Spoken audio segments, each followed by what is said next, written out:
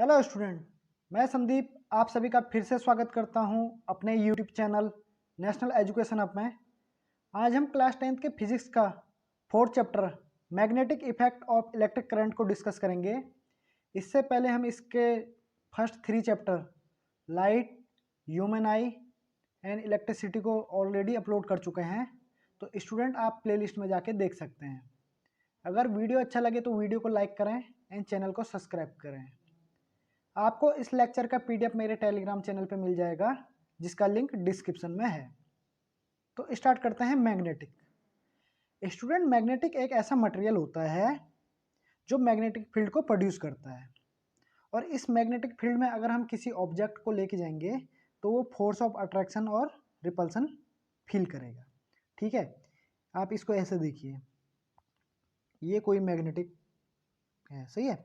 तो इसके चारों ओर मैग्नेटिक फील्ड प्रोड्यूस होता है, सही है। और इस मैग्नेटिक फील्ड में अगर हम कोई ऑब्जेक्ट ले जाते हैं तो वो अट्रैक्शन फोर्स और रिपल्सन फोर्स फील करता है।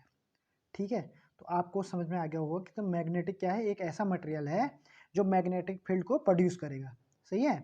और मैग्नेटिक फील्ड में हम अदर कोई ऑब्जेक्ट को ले जाते हैं तो वो फोर्स ऑफ अट्रैक्शन और फोर्स ऑफ रिपल्सन फील करेगा। ठीक है, यहाँ पे दो टाइप के मैग्नेटिक होते हैं, एक होता है नेचुरल मैग्नेटिक, एक होता है आर्टिफिशियल मैग्नेटिक, सही है। तो नेचुरल मैग्नेटिक क्या होता है? ऐसा मैग्नेटिक जो हमें अर्थ से मिलता है। ठीक है, इसको हम कहेंगे नेचुरल मैग्नेटिक।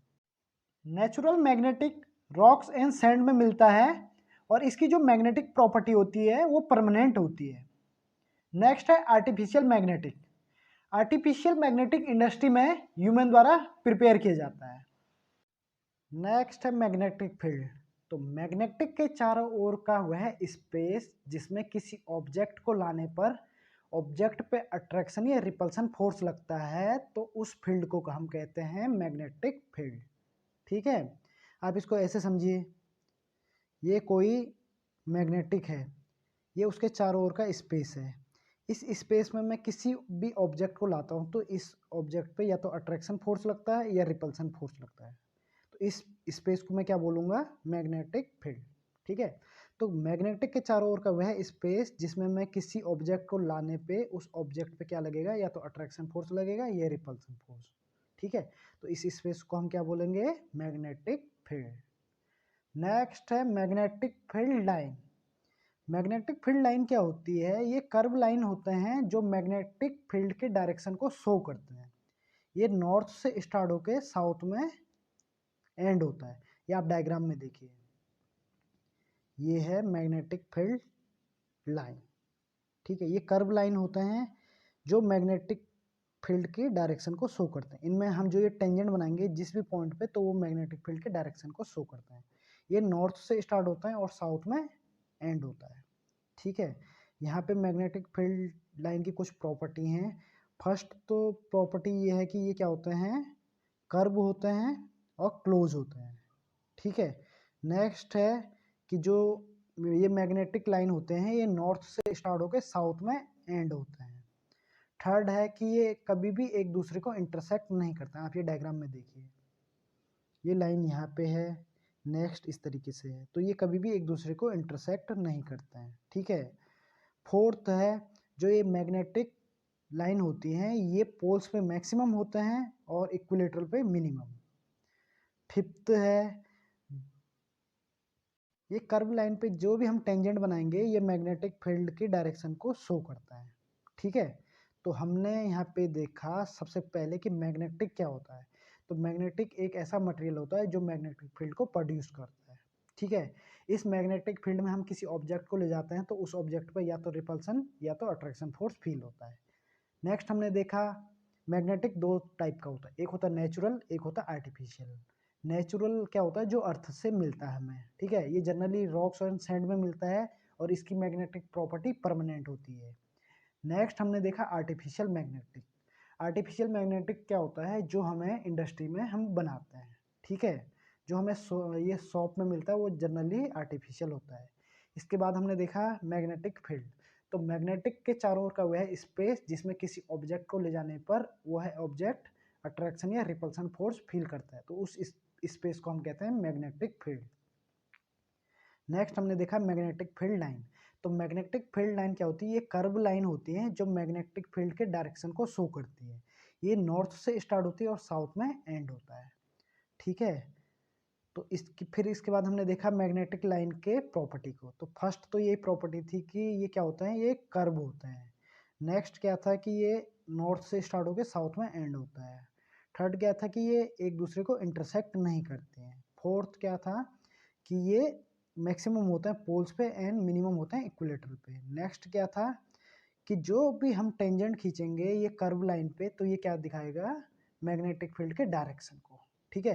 तो आपको क्लियर हो गया होगा कि मैग्नेटिक फील्ड लाइन क्या होती है और इनकी प्रॉपर्टी क्या होती है। Magnetic field due to current carrying conductor, इसका मीनिंग है कि अगर किसी भी कंडक्टर में इलेक्ट्रिसिटी फ्लो होती है तो उसके चारों ओर मैग्नेटिक फील्ड प्रोड्यूस होता है, ठीक है।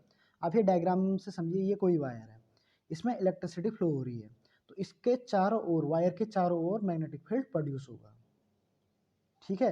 अगर आप यहाँ पे कंपास लेके जाओगे वायर के नियर तो उसमें डिफ्लेक्शन होगा, ठीक है। ये आप डायग्राम में देखिए, जो फर्स्ट वाला डायग्राम है ये क्या है? इसमें करंट फ्लो नहीं हो रही, ये ओपन सर्किट है। तो इसमें क्या हो रहा है कि जो ये कंपास है ये डिफ्लेक्शन शो नहीं कर रही है। आप देखिए जो नीडल है कंपास की वो डिफ्लेक्शन शो नहीं कर रही है। लेकिन जो ये नेक्स्ट वाला है इसमें करंट फ्लो हो रहा है। तो ये देखिए आप यहाँ पे डिफ्लेक्शन देखिए, तो कंपास में डिफ्लेक्शन हो रहा है, ठीक है। तो आपको क्लियर हो गया होगा कि अगर किसी भी कंडक्टर में अगर इलेक्ट्रिसिटी फ्लो हो रही है तो उसके चारों ओर मैग्नेटिक फील्ड प्रोड्यूस होगा।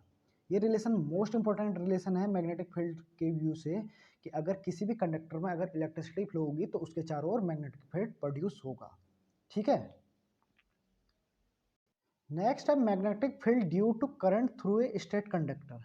अभी अभी हमने डिस्कस किया कि अगर किसी भी कंडक्टर में अगर इलेक्ट्रिसिटी फ्लो होती है तो उसके चारों ओर मैग्नेटिक फील्ड प्रोड्यूस होगा। अब ये मैग्नेटिक फील्ड की डायरेक्शन हम कैसे फाइंड आउट करेंगे? राइट हैंड थंब रूल से, ठीक है। तो राइट हैंड थंब रूल से हम इसकी डायरेक्शन को फाइंड आउट करेंगे। तो राइट हैंड थंब रूल क्या कहता है कि जिस भी कंडक्टर में इलेक्ट्रिसिटी फ्लो हो रही है तो हम उसको राइट हैंड से होल्ड करेंगे और जो हमारा थंब होगा वो करंट के डायरेक्शन में होगा। तो जो हमारी फिंगर होंगी वो मैग्नेटिक फील्ड के डायरेक्शन को शो करेंगे, ठीक है। आप ये डायग्राम में देखिए,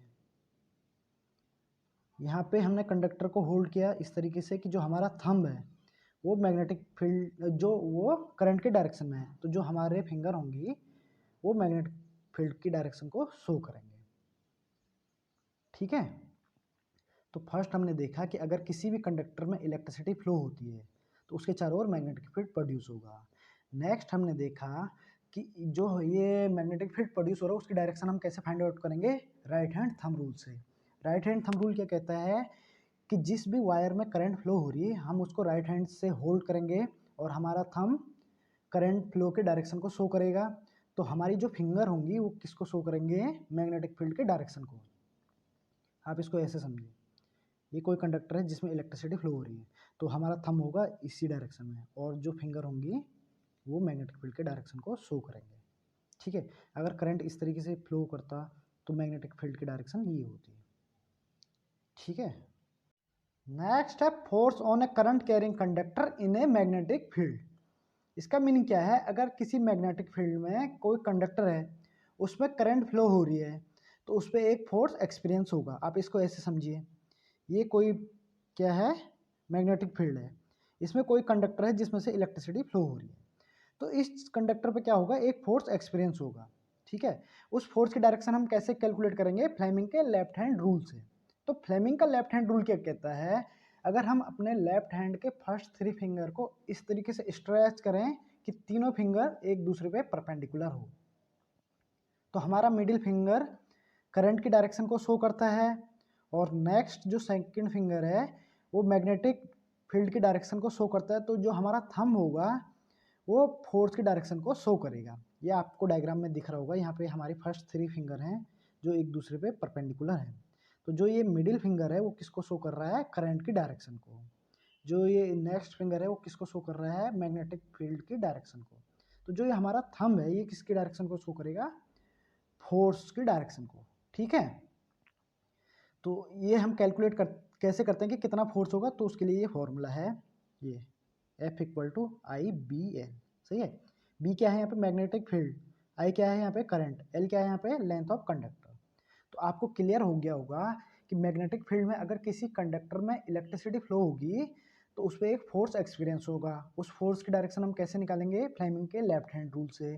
फ्लेमिंग का लेफ्ट हैंड रूल क्या कहता है कि अगर हम अपने लेफ्ट हैंड के फर्स्ट 3 फिंगर को इस तरीके से स्ट्रेच करें कि तीनों एक दूसरे पे परपेंडिकुलर हो, तो जो मिडिल फिंगर है वो करंट को शो करता है, जो नेक्स्ट फिंगर है वो मैग्नेटिक फील्ड को शो करता है, तो जो हमारा थंब वो किसको शो करेगा, फोर्स की डायरेक्शन को। तो अब आपको क्लियर हो गया होगा कि फर्स्ट में हमने देखा कि अगर किसी भी कंडक्टर में इलेक्ट्रिसिटी फ्लो होती तो उसके चारों ओर मैग्नेटिक फील्ड प्रोड्यूस होगा। ठीक है। नेक्स्ट हमने देखा कि इस जो भी ये मैग्नेटिक फील्ड प्रोड्यूस हो रहा है इसकी डायरेक्शन हम कैसे कैलकुलेट करेंगे, राइट हैंड थंब रूल से। राइट हैंड थंब रूल क्या कहता है कि अगर हम जिस भी कंडक्टर में इलेक्ट्रिसिटी फ्लो हो रही है उसको इस तरीके से होल्ड करेंगे कि हमारा थंब इलेक्ट्रिसिटी के डायरेक्शन को शो करेगा, तो जो हमारी फिंगर होंगी वो मैग्नेटिक फील्ड के डायरेक्शन को शो करेगा। नेक्स्ट हमने देखा अगर किसी भी मैग्नेटिक फील्ड में अगर हम किसी कंडक्टर को रखें और उसमें से करंट पास कराएं तो उस पर एक फोर्स एक्सपीरियंस होगा। उस फोर्स को हम कैसे कैलकुलेट करेंगे, फ्लेमिंग के लेफ्ट हैंड रूल से। ठीक है। फ्लेमिंग का लेफ्ट हैंड रूल क्या कहता है, अगर हम अपने लेफ्ट हैंड के फर्स्ट 3 फिंगर को इस तरीके से स्ट्रेच करें कि तीनों एक दूसरे पे परपेंडिकुलर हो, तो मिडिल फिंगर करंट को, नेक्स्ट फिंगर मैग्नेटिक फील्ड को और थंब फोर्स के डायरेक्शन को शो करेगा। ठीक है। तो यहाँ पे डायरेक्ट एक तो ये वाले क्वेश्चन बनेंगे कि फ्लेमिंग का लेफ्ट हैंड रूल क्या है या राइट हैंड रूल क्या है।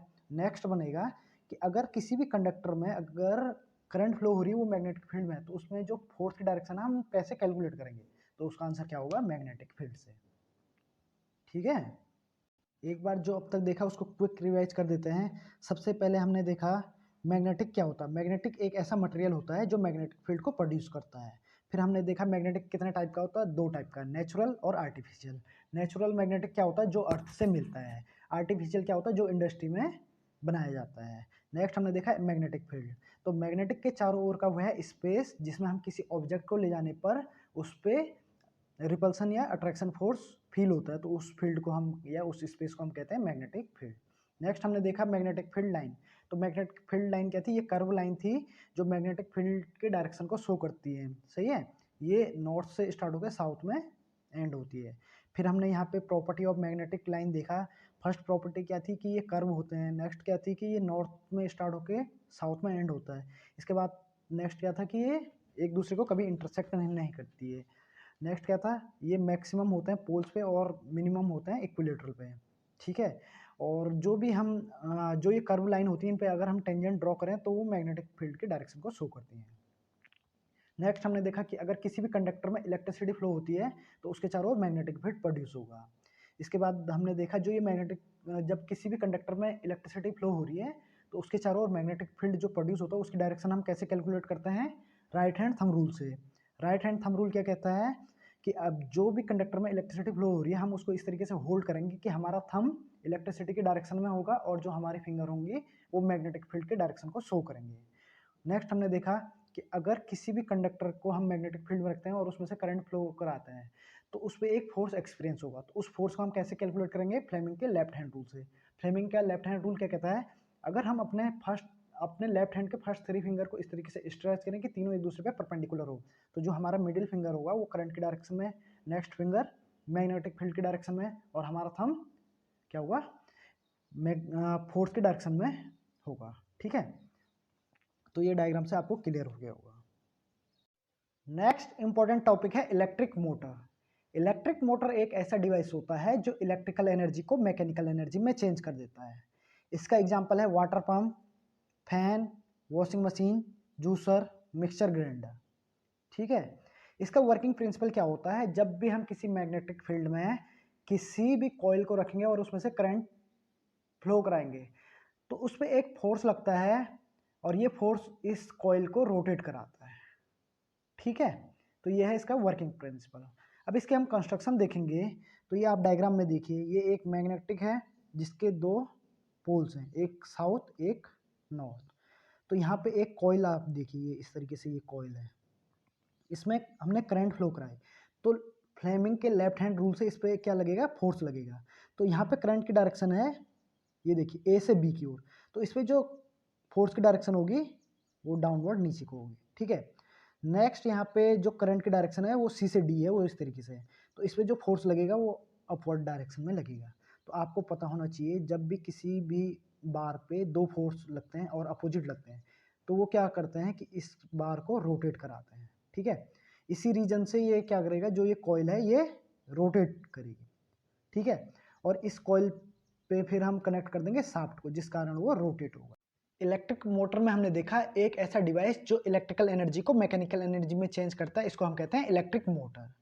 फिर हमने इसका वर्किंग प्रिंसिपल देखा। वर्किंग प्रिंसिपल क्या था, फ्लेमिंग का left hand rule.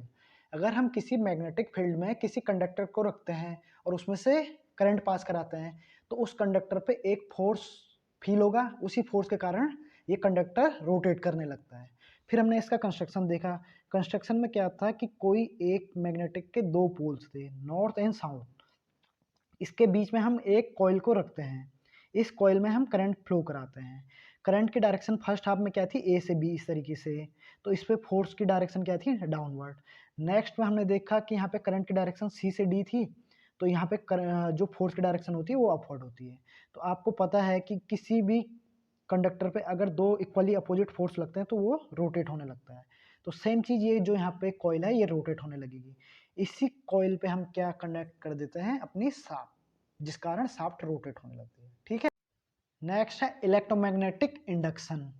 Electromagnetic induction क्या होता है, जब भी हम रिलेटिव मोशन कराते हैं मैग्नेटिक और कॉइल के बीच में तो वहाँ पे एक करंट प्रोड्यूस होता है। इस करंट को हम कहते हैं इंड्यूस करंट। आप इसको ऐसे समझिए, ये एक मैग्नेटिक है और यहाँ पे एक क्या है, कॉइल है। तो जब भी इन दो के बीच में रिलेटिव मोशन होगा, रिलेटिव मोशन से मीन है कि या तो कॉइल मोशन में है और मैग्नेटिक रेस्ट में है, या तो मैग्नेटिक मोशन में है, कॉइल रेस्ट में है, या दोनों मोशन में है, तो इसको हम कहेंगे रिलेटिव मोशन। तो जब भी इन दो के बीच में रिलेटिव मोशन होता है तो कॉइल में एक करंट प्रोड्यूस होता है, उस करंट को हम कहते हैं इंड्यूस करंट, ठीक है। नेक्स्ट इसमें है कि अगर रिलेटिव मोशन होता है मैग्नेटिक और कॉइल में तो वहाँ पे मैग्नेटिक फ्लक्स चेंज होता है, सही है। और ये मैग्नेटिक फ्लक्स के चेंज होने के कारण यहाँ पे एक ईएमएफ प्रोड्यूस होता है और ये ईएमएफ को ही हम कहते हैं इंड्यूस ईएमएफ, सही है। इस फिनोमिना को कहते हैं हम इलेक्ट्रोमैग्नेटिक इंडक्शन, सही है। और ये फैराडे लॉ भी कहते हैं इसको। तो आपने देखा कि जब भी किसी मैग्नेटिक और कॉइल के बीच में रिलेटिव मोशन होगा तो यहाँ पे कॉइल में एक करंट प्रोड्यूस होगा, उसको हम कहेंगे इंड्यूस करंट। और जब भी इन दो के बीच में रिलेटिव मोशन होगा तो यहाँ पे फ्लक्स चेंज होगा, मैग्नेटिक फ्लक्स चेंज होगा। उस मैग्नेटिक फ्लक्स के चेंज होने से यहाँ कॉइल में ईएमएफ प्रोड्यूस हुआ, सही है। इस ईएमएफ को ही हम कहते हैं इंड्यूस ईएमएफ और इसी को हम कहते हैं फैराडे लॉ ऑफ इंडक्शन, ठीक है। तो आपको क्लियर हो गया होगा कि इलेक्ट्रोमैग्नेटिक इंडक्शन क्या होता है। नेक्स्ट है फ्लेमिंग राइट हैंड रूल। तो फ्लेमिंग का राइट हैंड रूल क्या कहता है, अगर हम अपने राइट हैंड के फर्स्ट 3 फिंगर को इस तरीके से स्ट्रेच करें कि तीनों एक दूसरे पे परपेंडिकुलर हो तो हमारा थंब जो होगा वो कंडक्टर के मोशन को डिनोट करेगा और जो हमारे ये फर्स्ट फिंगर है ये मैग्नेटिक फील्ड के डायरेक्शन को शो करेगा। तो जो ये हमारा मिडिल फिंगर है ये इंड्यूस करंट की डायरेक्शन को शो करेगा, ठीक है। तो आपने देखा फ्लेमिंग के राइट हैंड रूल क्या कहता है, अगर हम अपने राइट हैंड के फर्स्ट 3 फिंगर को इस तरीके से स्ट्रेच करते हैं कि तीनों एक दूसरे पे परपेंडिकुलर हो तो जो हमारा थंब है वो मोशन ऑफ कंडक्टर को शो करेगा, फर्स्ट फिंगर मैग्नेटिक फील्ड को डिनोट करेगा और जो हमारा मिडिल फिंगर है वो इंड्यूस करंट की डायरेक्शन को शो करेगा। नेक्स्ट है इलेक्ट्रिक जनरेटर। इलेक्ट्रिक जनरेटर एक ऐसा डिवाइस होता है जो मैकेनिकल एनर्जी को इलेक्ट्रिकल एनर्जी में चेंज कर देता है, ठीक है। और इसका वर्किंग प्रिंसिपल होता है कि जब भी रिलेटिव मोशन होता है मैग्नेटिक और कॉइल के बीच में तो वहाँ पे एक इंड्यूस करंट प्रोड्यूस होता है और इंड्यूस करंट की डायरेक्शन हम फ्लेमिंग के राइट हैंड थंब रूल से फाइंड आउट करते हैं, ठीक है। इसकी आप कंस्ट्रक्शन देखिए, यहाँ पे एक मैग्नेटिक के दो पोल्स हैं, नॉर्थ एंड साउथ, इसके बीच में ये रोटेबल कॉइल है, ठीक है। तो इन दो के बीच में जो रिलेटिव मोशन हो रहा है इसके कारण यहाँ पे एक इंड्यूस करंट और एक इंड्यूस ईएमएफ होगा। इस इंड्यूस करंट को हम स्टोर कर देते हैं बैटरी में, तो इसको ही हम कहते हैं इलेक्ट्रिक जनरेटर, क्योंकि ये क्या कर रहा है, मैकेनिकल एनर्जी को इलेक्ट्रिकल एनर्जी में चेंज कर रहा है। ठीक है। तो इससे हमें क्या मिली, इलेक्ट्रिकल एनर्जी। ठीक है, यहाँ पे दो टाइप के इलेक्ट्रिक जनरेटर होते हैं, एक एसी जनरेटर, एक डीसी जनरेटर। ठीक है, तो अब हमने पूरे चैप्टर में क्या क्या देखा उसका हम एक बार क्विक रिवाइज कर देते हैं। सबसे फर्स्ट हमने देखा मैग्नेटिक क्या होता है। तो मैग्नेटिक एक ऐसा मटेरियल होता है जो मैग्नेटिक फील्ड प्रोड्यूस करता है। फिर हमने देखा दो टाइप के मैग्नेटिक होते हैं, एक नेचुरल एक आर्टिफिशियल। नेचुरल क्या होता है, जो अर्थ से मिलता है।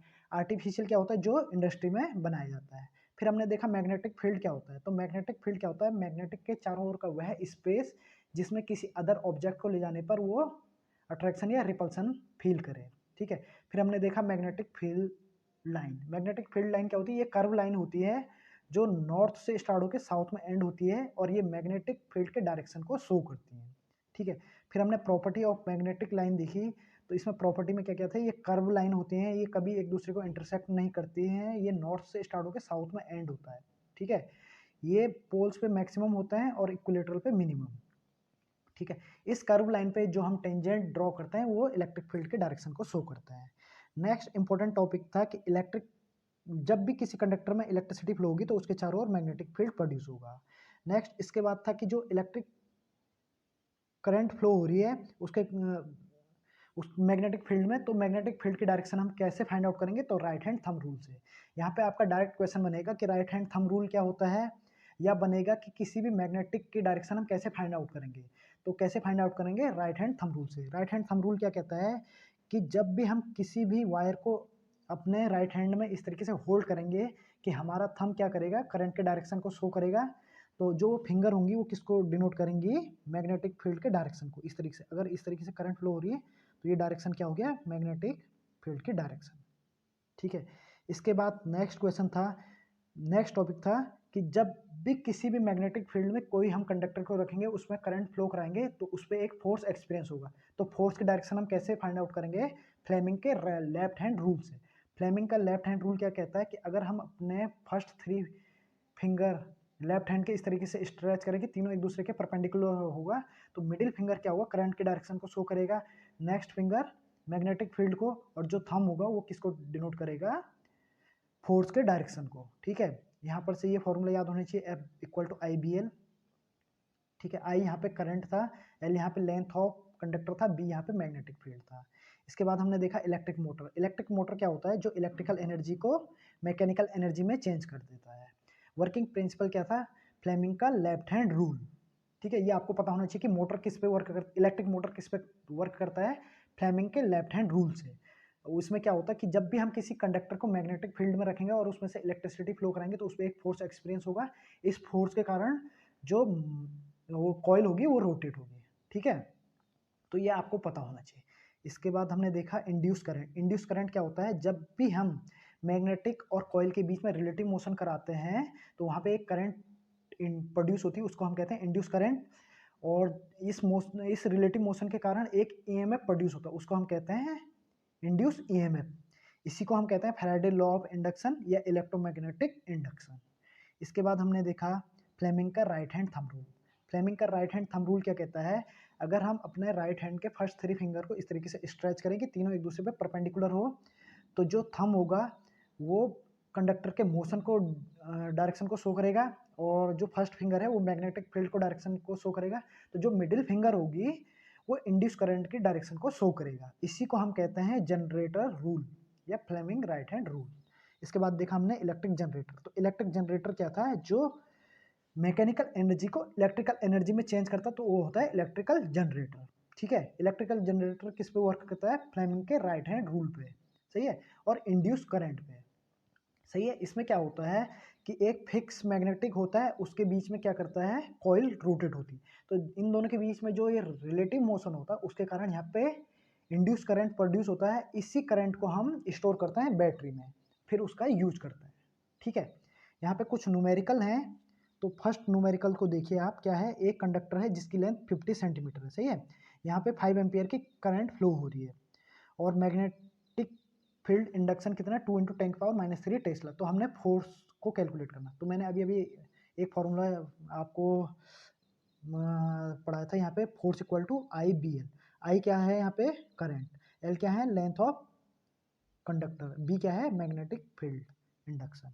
तो इसको आप डायरेक्ट फॉर्मूले में वैल्यू रखोगे तो आपका फोर्स कैलकुलेट हो जाएगा। ठीक है, नेक्स्ट क्वेश्चन है, a current carrying conductor of a certain length keep perpendicular to magnetic field experience a force, what will be the force if the current is increased 4 times, length is half and magnetic field is triple। तो क्या बोल रहा है, एक क्या है current carrying conductor है जिसमें हम क्या कर रहे हैं, करंट को 4 टाइम कर रहे हैं और लेंथ को हाफ और मैग्नेटिक फील्ड को 3 टाइम। तो बोलो फोर्स पे क्या इफेक्ट पड़ेगा। तो हम इसको सिंपल फॉर्मूले में वैल्यू पुट करेंगे। तो हमने देखा जब ये कैलकुलेट किया तो ये 6F हो गया। तो अब इसका मीनिंग क्या है कि जो फोर्स होगा वो 6 टाइम हो जाएगा। ठीक है, तो अब यहाँ पे आपका कंप्लीट चैप्टर हो चुका है। ये हमने सभी टॉपिकों को एक एक करके यहाँ पे डिस्कस किया। ठीक है, तो आप कंप्लीट वीडियो देखिए तो आपको सभी टॉपिक समझ में आ जाएंगे।